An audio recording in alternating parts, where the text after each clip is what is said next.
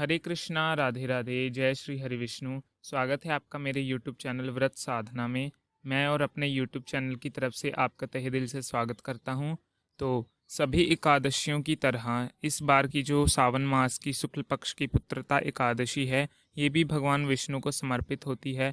और इस एकादशी का व्रत पति पत्नी दोनों ही पुत्र रत्न की प्राप्ति के लिए रखते हैं।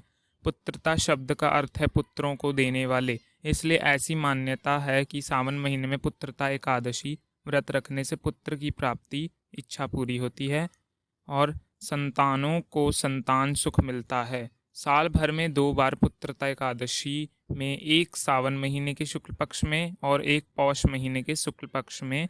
इस दिन निर्जल निराहार या फिर फलाहार ग्रहण करके उपवास रखा जाता है। जो लोग पुत्र प्राप्ति की इच्छा रखते हैं तो उन दोनों दंपतियों को मिलकर इस व्रत को धारण करना चाहिए। इस दिन अनाज, दालें, चावल, प्याज और मांसाहारी भोजन खाना सभी के लिए सख्त वर्जित माना जाता है। एकादशी व्रत की शुरुआत दशमी तिथि से हो जाती है। व्रत को दशमी तिथि को दोपहर तक केवल सात्विक भोजन ही करना चाहिए। दशमी तिथि को सूर्य अस्त के बाद अन्न ग्रहण नहीं करना चाहिए। एकादशी के सूर्य उदय से लेकर द्वादशी के सुबह तक व्रत के नियमों का पालन करना होता है। ब्रह्मचर्य का भी पालन करना होता है। पूजा करने के बाद सम्मानित ब्राह्मण को भोजन कराने के बाद ही निर्धारित पारण मुहूर्त में व्रत का पारण किया जाता है, यानी उपवास खोला जाता है। 5 दिनों तक चलने वाले लोकप्रिय झूलन उत्सव भी सावन पुत्रता एकादशी से शुरू होता है। झूलन को लताओं और फूलों से खूबसूरती से सजाया जाता है। उस झूलों में भगवान श्री कृष्ण और राधा रानी की मूर्ति को रखा जाता है और झुलाया जाता है। इस दिन कई और विशेष शक्ति पीठों में जैसे माँ वैष्णो देवी और माँ चिंतपूर्णी में माँ का झूला लगाया जाता है और माँ इस महीने में झूला झूलती हैं। इसलिए कहा जाता है सावन महीना मैया झूला झूले, इसलिए ये पवित्र माना जाता है। और ये महीना और भी पवित्र हो जाता है। भगवान श्री कृष्ण और राधा रानी की मूर्तियों को झूला झुलाने के बाद उत्सव का समापन श्रावण पूर्णिमा के दिन किया जाता है। सावन एकादशी का व्रत भविष्य पुराण में धर्मराज युधिष्ठिर और भगवान कृष्ण के बीच संवाद के रूप से वर्णित है। यहाँ भगवान श्री कृष्ण ने संयम इस पवित्र व्रत को करने के अनुष्ठानों और लाभ के बारे में बताया है।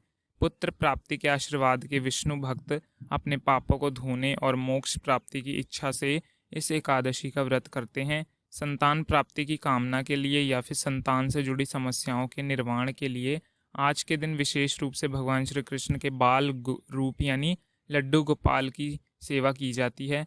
बाल गोपाल मंत्र का जाप करना चाहिए। इस प्रकार है देवकी सुत गोविंद वासुदेवाय जगतत्पये देहि मे तना कृष्णम तव्यमहम शरणम मंत्र का जाप यहाँ संभव कर सकते हैं। इसके बाद अंत में लड्डू गोपाल जी को माखन मिश्री का भोग लगाना ना भूले।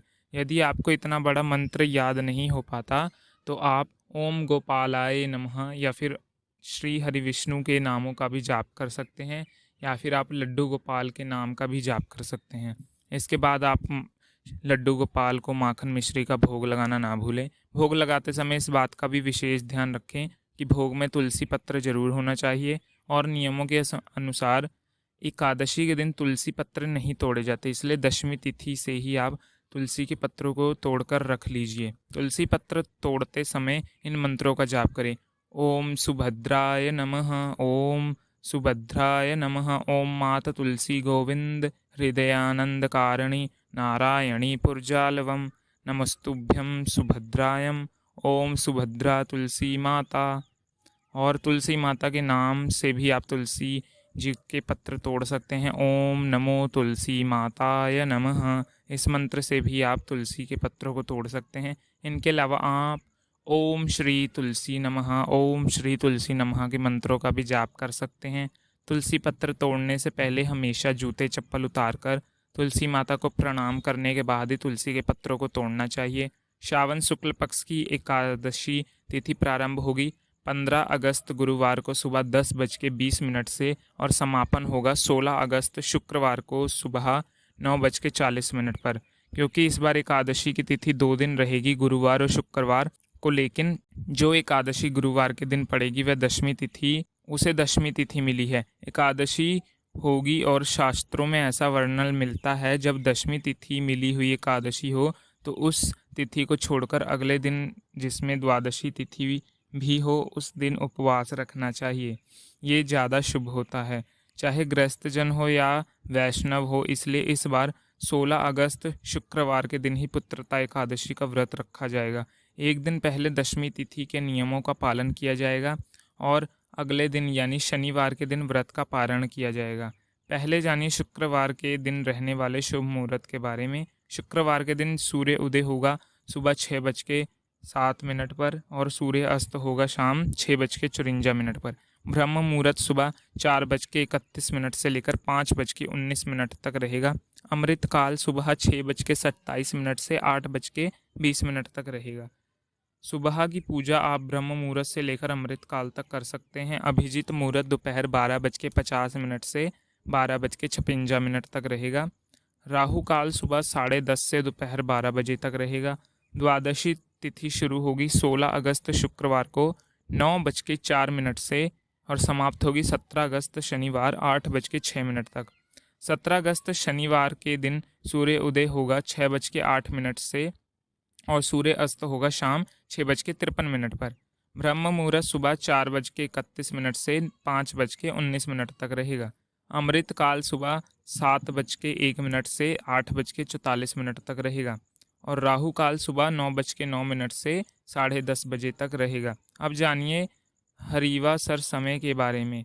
तो 16 अगस्त शुक्रवार को यानी जिस दिन एकादशी का व्रत रखेगा उस दिन दोपहर में 3 बजे तक हरीवा सर का समय होता है। जैसा कि आप हर वीडियो में बताया जाता है कि हरीवा सर के समय भूले भी एकादशी का उपवास नहीं खोलना चाहिए। अब जानिए पारण मुहूर्त के बारे में। 17 अगस्त शनिवार को सुबह 6:08 से 8:06 के बीच में व्रत का पारण किया जाता है। व्रत का पारण हमेशा निर्धारित मुहूर्त में ही करना चाहिए।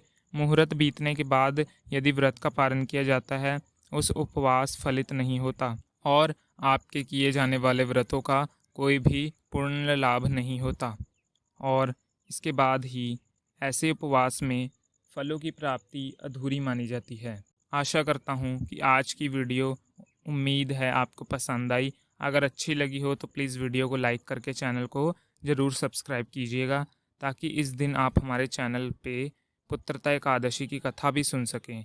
पुत्रता एकादशी की कथा सुनने के लिए चैनल को अवश्य सब्सक्राइब करें।